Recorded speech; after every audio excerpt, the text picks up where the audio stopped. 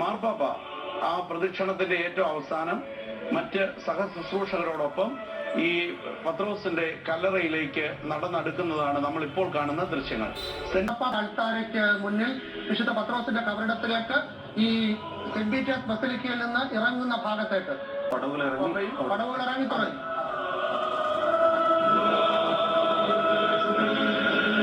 വിശുദ്ധ പത്രോസിനോട് നീ പാറയാകുന്നു, ഈ പാറമേൽ ഞാൻ എന്റെ സഭയെ പണിയുമെന്ന് യേശുക്രിസ്തു പറഞ്ഞതിനെ ഓർമ്മിപ്പിക്കുന്ന ഗാനം.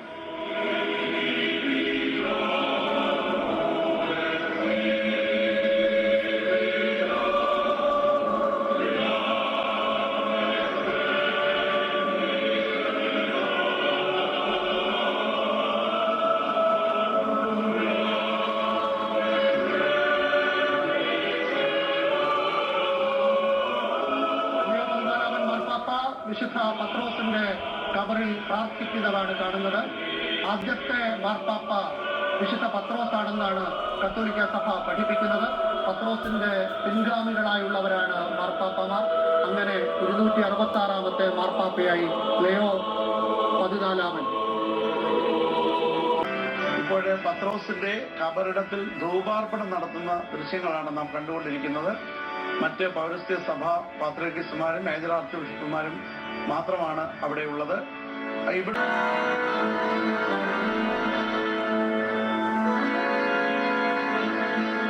പോവുകയാണ്. കർദിനാൾമാർ മുൻനിരയിൽ നടക്കും. പിന്നീട് പാത്രിയാർക്കീസുമാർ, ഏറ്റവും ഒടുവിലായി ലയോ 14 മാർപ്പാപ്പയും സെന്റ് പീറ്റേഴ്സ് ചത്വരത്തിലേക്ക് വിശ്വാസികളെ അഭിമുഖീകരിക്കുന്ന ഇടത്തിലേക്ക് ഇപ്പോൾ പ്രദക്ഷിണമായി അവർ അവിടേക്ക് പോവുകയാണ്. നമുക്ക് മുൻ ദൃശ്യങ്ങളിൽ കാണാം. അല്പസമയത്തിനകം പ്രദക്ഷിണം തുടങ്ങും. ഇപ്പോൾ വീണ്ടും സെന്റ് പീറ്റേഴ്സ് ബസിലിക്കയുടെ പ്രധാന അൾത്താരയാണ് കാണുന്നത്. ഇവിടേക്കാണ് ഈ പടികൾ കയറി മാർപ്പാപ്പയും പൗരസ്ത്യ സഭകളുടെ തലവന്മാരും എത്തുന്നത്. വത്തിക്കാൻ ചത്തുരത്തിലെ ബലിപീഠത്തിലേക്കുള്ള പ്രദക്ഷിണം തുടങ്ങിക്കഴിഞ്ഞു. കത്തോലിക്ക സഭയുടെ പാരമ്പര്യത്തിൽ ഓരോ ദിവ്യബലിയും ഇത്തരമൊരു പ്രദക്ഷിണത്തോടെയാണ് തുടങ്ങുന്നത്. ബസിലിക്കായിൽ നിന്നുള്ള പ്രദക്ഷിണമാണ് ഇപ്പോൾ നമ്മൾ കണ്ടുകൊണ്ടിരിക്കുന്നത്. ബസിലിക്കായുടെ മധ്യഭാഗത്തോടുകൂടി പ്രധാന ശുശ്രൂഷകരും തുടർന്ന് ആർച്ച് ബിഷപ്പുമാർ, അതുപോലെ കർദിനാളന്മാർ, ഏറ്റവും പുറകിലായിട്ട് മാർപ്പാപ്പയ്ക്ക് തൊട്ടു മുന്നിലായി പാത്രിയർക്കീസുമാരും മേജർ ആർച്ച് ബിഷപ്പുമാരും, അതിനുശേഷം പരിശുദ്ധ ലയോ 14 മാർപ്പാപ്പ തന്റെ ശ്ലൈഹിക ശുശ്രൂഷ ഔദ്യോഗികമായി ആരംഭിക്കുന്നതിന്റെ പശ്ചാത്തലമായ പരിശുദ്ധ കുർബാനയ്ക്കായിട്ട് പ്രദക്ഷിണമായി നീങ്ങുന്ന ദൃശ്യങ്ങളാണ് നാം ഇപ്പോൾ കാണുന്നത്. ഇപ്പോൾ നമ്മൾ സെന്റ് പീറ്റേഴ്സ് സ്ക്വയറിൽ കൂടിയിരിക്കുന്ന വലിയൊരു ജനാവലിയാണ് നാം കാണുന്നത്. വിവിധ രാഷ്ട്രത്തലവന്മാര് ഒരു വശത്തും സഹകാർമ്മികരായി ശുശ്രൂഷയിൽ സംബന്ധിക്കുന്ന മറ്റ് ബിഷപ്സും വൈദികരും അടങ്ങുന്ന ഒരു വലിയ നിരയും മുന്നിൽ കാണാം. ഇപ്പോൾ ഈ പ്രൊസഷൻ, ഈ പ്രദക്ഷിണം ദേവാലയത്തിൽ നിന്ന് പുറത്തേക്കുള്ള പ്രധാന കവാടത്തിന് സമീപം എത്തിയിരിക്കുന്നു. ഈ കവാടത്തിലൂടെയാണ് അദ്ദേഹം പ്രവേശിച്ചതും ഈ കവാടത്തിലൂടെയാണ് ജനത്തിന് വേണ്ടി തന്റെ ആദ്യത്തെ ബലി അർപ്പിക്കുവാനായിട്ട് അദ്ദേഹം സെന്റ് പീറ്റേഴ്സ് ചത്തുരത്തിലേക്ക്, അവിടെ തയ്യാറാക്കിയിരിക്കുന്ന പ്രധാന അൾത്താരയിലേക്ക് എത്തിക്കൊണ്ടിരിക്കുന്നത്.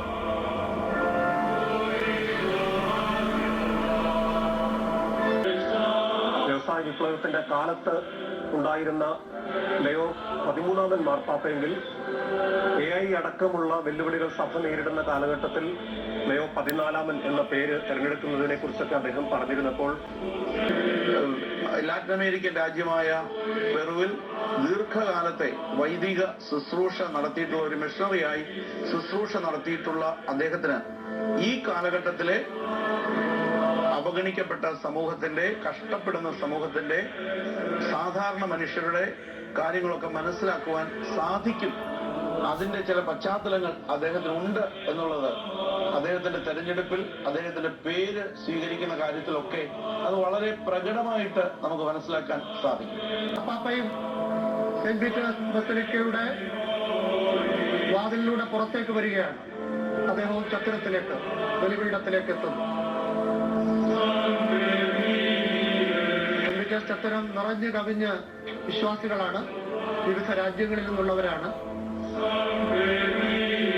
വിവിധ രാഷ്ട്രങ്ങളെ പ്രതിനിധീകരിച്ച് രാഷ്ട്ര തലവന്മാർ തൊട്ട് താഴെയുള്ള അതുപോലെയുള്ള ഉന്നതരായ ആളുകളൊക്കെ ഉണ്ട്. ഇന്ത്യൻ പ്രതിനിധി സംഘവുമുണ്ട്. നമ്മൾ പശ്ചാത്തലത്തിൽ കേൾക്കുന്ന ഗാനം അതിന് ഒരുപാട് പ്രത്യേകതകളുണ്ട്. പ്രത്യേകിച്ച് റോമിൽ പണ്ട് ചക്രവർത്തിമാർ അവരുടെ പ്രധാനപ്പെട്ട നേട്ടങ്ങൾക്ക് ശേഷം തിരികെ വരുമ്പോൾ ആളുകൾ, അവിടെ ഉണ്ടായിരുന്ന ജനസമൂഹം അവരെ പുകഴ്ത്തി പാടിക്കൊണ്ടിരുന്ന ഒരു ഇമ്പീരിയൽ ട്രഡീഷൻ, ആ ഒരു പരമ്പരാഗത പാരമ്പര്യത്തിന്റെ ഒരു തുടർച്ചയായി കൂടി ഇതിനെ ഇപ്പോൾ മനസ്സിലാക്കുന്നുണ്ട്. ആ നിലയിൽ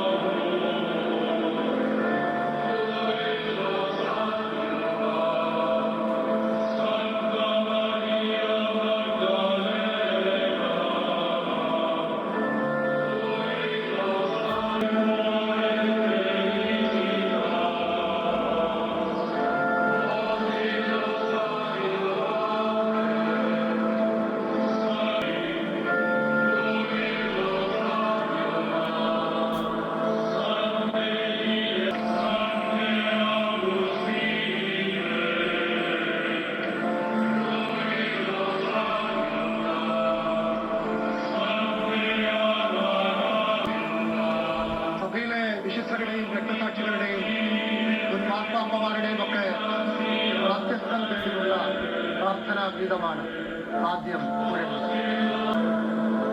ഇപ്പോൾ വിശുദ്ധരോടുള്ള ലത്തീനിയ പാടുന്ന അതേ സമയത്ത് തന്നെ ലയോ 14 മാർപ്പാപ്പ ക്രമീകരിച്ചിരിക്കുന്ന ഈ പ്രധാന അൾത്താരയ്ക്ക് ധൂപാർപ്പണം നടത്തുകയാണ്. വിശുദ്ധ കുർബാന ദിവ്യബലി ആരംഭിക്കുന്നതിന് തൊട്ടു മുമ്പ് ബലിപീഠവും അതിന് സമീപം വെച്ചിരിക്കുന്ന പരിശുദ്ധ കന്യാമറിയത്തിന്റെ ചിത്രത്തിനും അദ്ദേഹം ധൂപാർപ്പണം നടത്തും. ഞാൻ പുറത്തുവിട്ട വിവരമനുസരിച്ചാണെങ്കിൽ ഇപ്പോൾ ആരംഭിക്കുന്ന വിശുദ്ധ കുർബാനയിൽ ആദ്യത്തെ 2 ബൈബിൾ വായന സ്പാനിഷ് ഭാഷയിലാണ്. പിന്നീട് സുവിശേഷം ലത്തീനിലും ഗ്രീക്ക് ഭാഷയിലും വായിക്കും. പറയുന്നതിന്റെ അർത്ഥം പത്രോസിന്റെ ശുശ്രൂഷ പാശ്ചാത്യ ലോകത്തിനും പൗരസ്ത്യ ലോകത്തിനും ഒരുപോലെ പ്രാധാന്യമുള്ളതാണെന്നും പരിശുദ്ധ പിതാവ് സകല വിശ്വാസികളെ അവരുടെ ആരാധന വ്യത്യാസവും പൈതൃകങ്ങളുടെ വ്യത്യാസങ്ങളും അതുപോലെ തന്നെ വ്യത്യസ്തമായിരിക്കുമ്പോഴും അവരുടെ പൊതുപിതാവായി അദ്ദേഹം ലോകം മുഴുവനും സ്വീകരിക്കപ്പെടുന്നതിന്റെ അടയാളവും അദ്ദേഹത്തിന്റെ അപ്പസ്തോലിക ശുശ്രൂഷ, ലൈംഗിക ശുശ്രൂഷ ലോകത്തിന് മുഴുവനും ഉള്ളതാണെന്നുള്ള ഒരു വലിയ സന്ദേശമാണ് ഈ 2 ഭാഷകളുടെ, പ്രത്യേകിച്ച് സഭയുടെ പാരമ്പര്യത്തിലുള്ള ഈ 2 ഭാഷകളിൽ അത് നൽകപ്പെടുമ്പോൾ അത് വളരെ കൃത്യമാണ് ആ സന്ദേശം. ഈ സുവിശേഷ വായനയ്ക്ക് ശേഷം 3 കർദിനാളന്മാർ മാർപ്പാപ്പയെ സമീപിക്കും. കർദിനാൾമാർ 3 വിഭാഗത്തിൽപ്പെട്ടവരാണ്. കർദിനാൾമാർ ബിഷപ്പുമാരുണ്ട്, കർദിനാൾമാർ പ്രീസ്റ്റ് ഉണ്ട്, കർദിനാൾ ഡീക്കൻ ഉണ്ട്. ഇതിൽ 3 വിഭാഗത്തിൽപ്പെട്ട ഓരോ കർദിനാൾ മാർപ്പാപ്പയുടെ അടുത്തെത്തി അദ്ദേഹത്തെ സ്ഥാനചിഹ്നങ്ങൾ, പാലിയവും മോതിരവും ഒക്കെ ധരിപ്പിക്കും. ആദ്യത്തെ ആൾ അദ്ദേഹത്തെ മോതിരം ധരിപ്പിക്കും, 2ാമത്തെ ആൾ അദ്ദേഹത്തിന് പ്രാർത്ഥിക്കും, 3ാമത്തെ ആൾ പാലിയം നൽകും എന്നൊക്കെയാണ് നേരത്തെ അറിയിച്ചിരുന്നത്. അതുപോലെയുള്ള ക്രമമായിരിക്കും നടക്കാൻ പോവുക. വിശുദ്ധ ബലി ആരംഭിക്കുകയാണ്. In nomine Patris et Filii et Spiritus Sancti.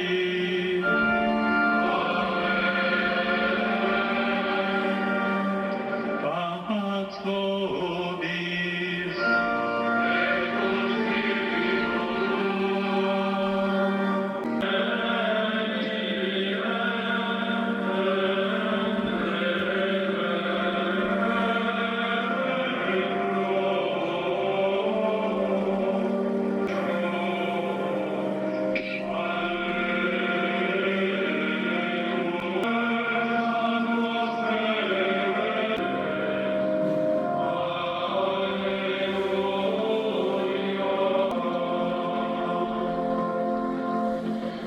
Deus omnipotens nos a peccatis purificet, et per huius Eucharistiae celebrationem dignius മറ്റപ്പോസ്തലന്മാരിൽ നിന്ന് വ്യത്യസ്തനായി sui participes സഭയെ തന്റെ മേൽ പണിയാൻ ക്രിസ്തു തെരഞ്ഞെടുത്ത പത്രോസിന്റെ പിൻഗാമിയായി താൻ ഈ പദവിയിലേക്ക് എത്തുമ്പോൾ ദൈവികമായ അനുഗ്രഹം ഇപ്പോൾ തന്റെ മേൽ ഉണ്ടാകണമേ എന്ന് ലയോ 14 പ്രാർത്ഥിക്കുന്നതാണ് ഇപ്പോൾ നമ്മൾ കേൾക്കുന്ന ഭാഗങ്ങൾ.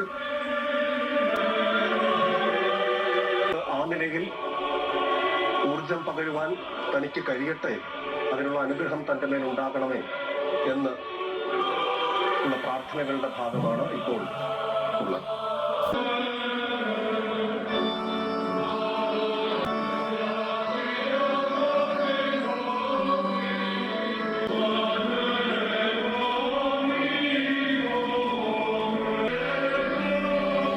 ഇപ്പോഴേ ഈ വിശുദ്ധ കുർബാനയുടെ ഗ്ലോറിയ എന്ന് പറയുന്ന ഒരു ഭാഗമാണ്.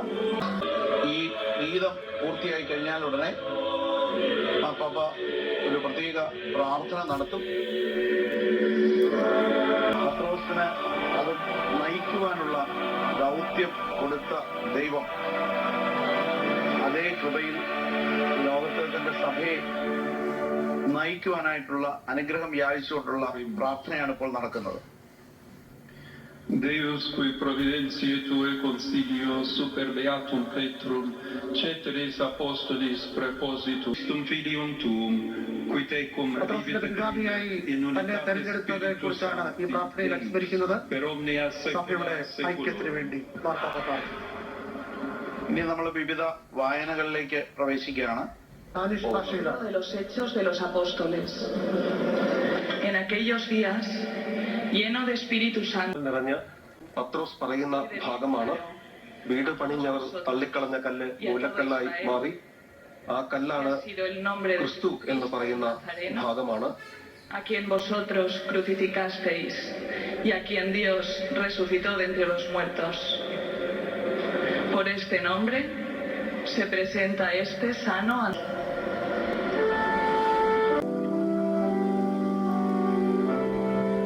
Alleluia, alleluia. Al Signore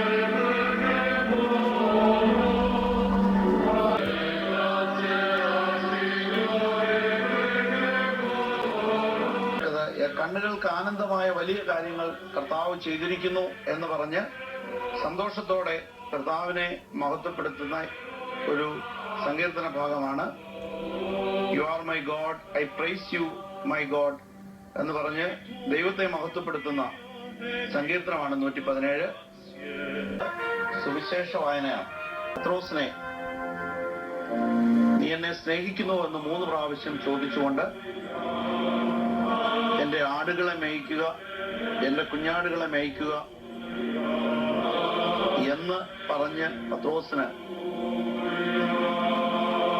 തന്റെ ജനത്തെ നയിക്കുവാനുള്ള പ്രത്യേക അധികാരം യേശു നൽകുന്ന ഭാഗമാണ് ഇത്.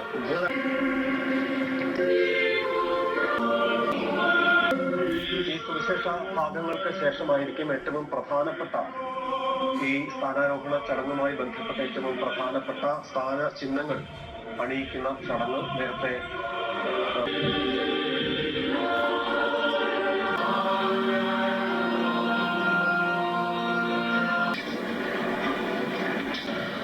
Cum manifestas et se Iesus discipulis suis, et frandis et cum eis, dicit Simoni Petro, സുവിശേഷ ഭാഗമാണ്.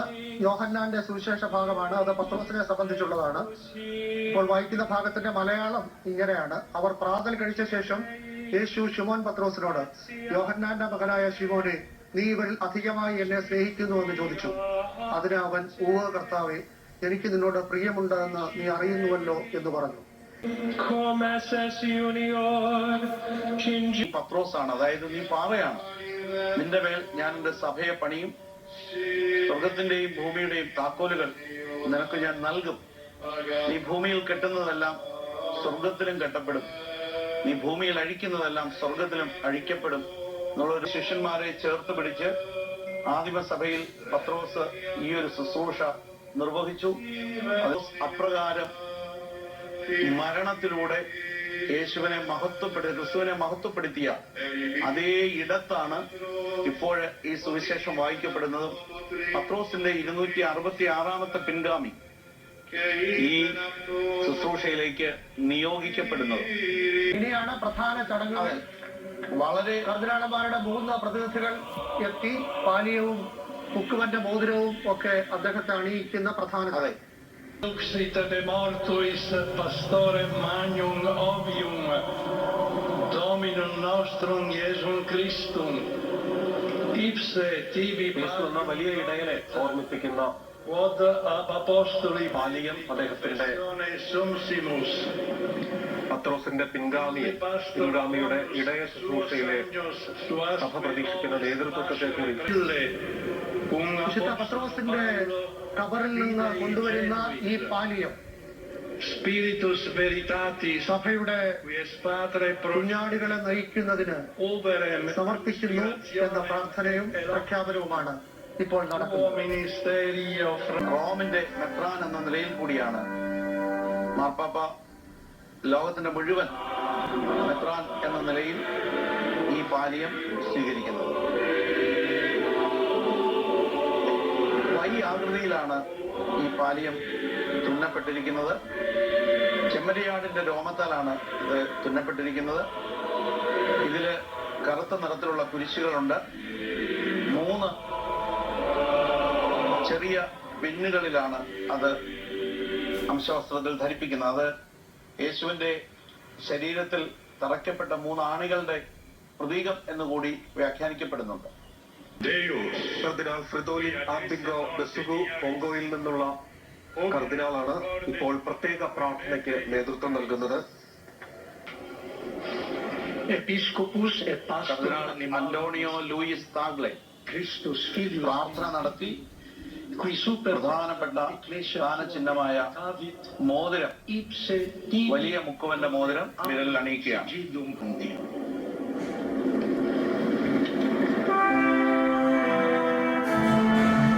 ഐക്യത്തോടെ സാഹോദര്യത്തോടെ ഈ ഇടയ ശുശ്രൂഷ പൂർത്തിയാക്കുവാൻ സാധ്യമാകട്ടെ എന്ന് പ്രാർത്ഥിച്ചുകൊണ്ടാണ് ഇപ്പോൾ മുക്കുവന്റെ മോതിരം അണിയിക്കുന്നത്.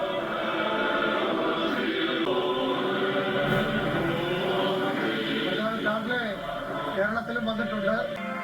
ഒരു പേപ്പസിയുടെ തുടക്കവും ഒടുക്കവും ഈ മോതിരത്താൽ അടയാളപ്പെടുന്നതാണ് എന്ന് നമുക്കറിയാം. മാർപ്പാപ്പ കാലം ചെയ്തു കഴിഞ്ഞാൽ അത് നശിപ്പിക്കുന്നു എന്നുള്ളതാണ് സഭയുടെ കീഴ്വഴക്കം. ഇനി ലോകം കാത്തിരിക്കുന്ന അദ്ദേഹത്തിന്റെ സുവിശേഷ പ്രസംഗത്തിലേക്കുള്ള നമ്മൾ പതുക്കെ അടുക്കുകയാണ്. പേര് മാർപ്പാപ്പയ്ക്ക് സഭയുടെ വ്യത്യസ്ത സമൂഹങ്ങളെ പ്രതിനിധാനം ചെയ്ത് അനുസരണം വാഗ്ദാനം ചെയ്യുന്ന ഒരു ശുശ്രൂഷ, റൈറ്റ് ഓഫ് ഒബീഡിയൻസ്, അങ്ങനെയാണ് വത്തിക്കാൻ ഈ ചടങ്ങിനെ വിശേഷിപ്പിക്കുന്നത്. പ്രതീകാത്മകമായ ചടങ്ങാണ്. ാണ് തെരഞ്ഞെടുത്തിരിക്കുന്നത്.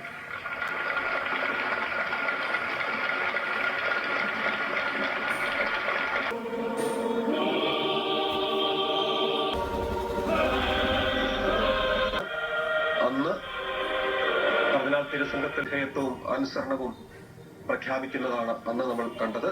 എന്നാൽ ഇത്തവണ കർദിനാൾമാർക്ക് പുറമെ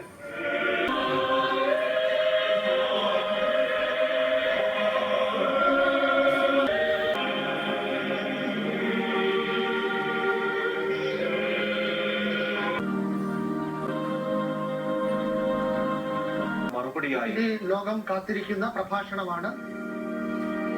ലയോ 14 മാർപ്പാപ്പ ഈ ദിവ്യബലിയുടെ ഭാഗമായി നൽകുന്ന പ്രഭാഷണം. del sacerdozio, dissente autorità, membri del corpo diplomatico dei confraternite. Fratelli e sorelle, saluto tutti voi. All'inizio del ministero che mi è stato എന്റെ മേൽ ഭരമേൽപ്പിച്ചിരിക്കുന്ന ഈ ദൗത്യത്തിൽ നിങ്ങളെല്ലാവരെയും സഹോദരി സഹോദരന്മാരെ നന്ദി പറയുന്നു എന്നുള്ളതാണ് ആദ്യം പോപ്പ് പറയുന്നത്. finché non riposa in te. In questi ultimi giorni ഫ്രാൻസിന്റെ മരണത്തെക്കുറിച്ചാണ് il nostro cuore അദ്ദേഹം ഓർമ്മിപ്പിക്കുന്നത്. e lo custodisce. നമ്മൾ വലിയ ബുദ്ധിമുട്ടിലൂടെയാണ് കടന്നുപോയത്. വൈകാരികമായി ഒരുപാട് Abbiamo posto nelle mani ബുദ്ധിമുട്ടുള്ള സമയങ്ങളിലൂടെയാണ് നമ്മൾ കടന്നുപോയത്. ഫ്രാൻസിസ് മാർപ്പാപ്പയുടെ വിയോഗം നമ്മളെ എല്ലാം വേദനിപ്പിക്കുന്നതായിരുന്നു. എന്നാൽ അതിനുശേഷം നമുക്ക് വ്യക്തമാകുന്നത് ദൈവം തന്റെ ജനത്തെ ഉപേക്ഷിക്കുകയില്ല എന്നുള്ളതിന്റെ ഉറപ്പാണ് നമുക്ക് വ്യക്തമാകുന്നത്. അദ്ദേഹം ഭാവിയിലേക്ക് ഉറ്റുനോക്കുകയും ഭാവിയിലെ sono stati വെല്ലുവിളികളും ആശങ്കകളും ചോദ്യങ്ങൾക്കും മറുപടി നൽകുക എന്നത് കൂടിയായിരുന്നു ആ കോൺക്ലേവിന്റെ ഉദ്ദേശം. തെരഞ്ഞെടുക്കപ്പെട്ടത് എന്റെ എന്തെങ്കിലും മെറിറ്റിന്റെ അടിസ്ഥാനത്തിലല്ല, അത് ദൈവഹിതമായിരുന്നു അദ്ദേഹം പറയുന്നു. ഒരു സംഗീതോപകരണത്തിലെ വിവിധ തന്ത്രികൾ എങ്ങനെ ഒരു സുന്ദരമായ സംഗീതം പുറപ്പെടുവിക്കുന്നു, അതുപോലെയുള്ള ഒരു തെരഞ്ഞെടുപ്പായിരുന്നു അത്. camminando ഞാൻ ഭയത്തോടെ നിങ്ങളുടെ അടുത്തേക്ക് ഒരു സഹോദരനായാണ് വരുന്നത്. നിങ്ങളുടെ സേവകനായി ഇരുപ്പാൻ, നിങ്ങളുടെ സന്തോഷത്തിലും വിശ്വാസത്തിലും നിങ്ങളുടെ സേവകനായി ഇരുപ്പാൻ, ദൈവത്തിലേക്കുള്ള സ്നേഹത്തിന്റെ പാതയിൽ നിങ്ങൾക്കൊപ്പം നടക്കുവാൻ ഞാൻ ആഗ്രഹിക്കുന്ന ഒരൊറ്റ കുടുംബമായി നമുക്ക് മുന്നോട്ട് പോകാം.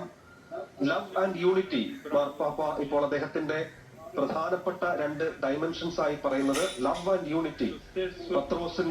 പത്രോസിലൂടെ തന്നെ യേശു ഏൽപ്പിക്കുന്നത് ഈ രണ്ട് ദൗത്യങ്ങളാണ്, സ്നേഹവും ഐക്യവും എന്നുള്ളതാണ് ഇപ്പോൾ ലിയോ പറയുന്നത്. ലിയോ 14 അധികമായി സ്നേഹിക്കുക എന്ന നിയോഗമാണ് പത്രോസിനെ ഏൽപ്പിച്ചിരുന്നത്. താൻ ത്യജിക്കുന്ന സ്നേഹമാണ് പത്രോസിനെ വ്യത്യസ്തനാക്കിയത്. di tutti coloro che sono in concordia con i fratelli. സഹോദരനുമായും അയൽക്കാരനുമായും സാഹോദര്യത്തിലും സൗഹൃദത്തിലും കഴിയുന്ന ആളുകളാണ് സഭയിൽ ഉള്ളത്. അങ്ങനെയുള്ള ആളുകൾ ചേരുന്നതാണ് സഭ എന്ന അഗസ്തീന്റെ വാക്കുകളാണ് ഇപ്പോൾ അദ്ദേഹം വീണ്ടും ഉദ്ധരിക്കുന്നത്. സഭയുടെ Ancora troppa discordia, ഐക്യത്തെക്കുറിച്ച്, ഐക്യത്തിന്റെ ആവശ്യകതയെക്കുറിച്ച് അദ്ദേഹം പറഞ്ഞു. causate dal ായി ഒതുങ്ങുന്നതല്ല, മറ്റൊന്നിനേക്കാൾ മേധാവിത്വമുണ്ട്, സുപ്പീരിയർ ആണ് എന്ന് കരുതുന്നതല്ല, മറിച്ച് ക്രിസ്തുവിന്റെ സ്നേഹം മറ്റുള്ളവരിലേക്ക് നൽകുന്നതിന് വേണ്ടിയാണ് നമ്മൾ വിളിക്കപ്പെട്ടത് എന്ന ബോധമുണ്ടാകണം. ആ മിഷണറി സ്പിരിറ്റാണ് നമ്മളെ ഒരുമിപ്പിക്കേണ്ടത് എന്നാണ് ഇപ്പോൾ പറയുന്നത്. religiosa di ogni popolo. Fratelli, sorelle, questa അത് സാധ്യമാകണമെങ്കിൽ മറ്റുള്ളവരിലെ വ്യത്യാസത്തെ ഇല്ലാതാക്കാനല്ല ശ്രമിക്കേണ്ടത്, മറിച്ച് മറ്റുള്ളവരുടെ സാമൂഹ്യവും ആത്മീയവുമായ സംസ്കാരങ്ങളെ, മൂല്യങ്ങളെ മനസ്സിലാക്കുക എന്നുള്ളതാണ് ചെയ്യേണ്ടത് എന്നും പറയുന്നുണ്ട്. അപ്പോൾ നമുക്ക് ദൈവത്തിലേക്ക് നടക്കാം, മറ്റുള്ളവരെ സ്നേഹിക്കാം, പരസ്പരം സ്നേഹിക്കാം, ദൈവത്തിലേക്ക് നടക്കാം, സമാധാനമുള്ള ഒരു ലോകത്തിനായി പ്രാർത്ഥിക്കാം.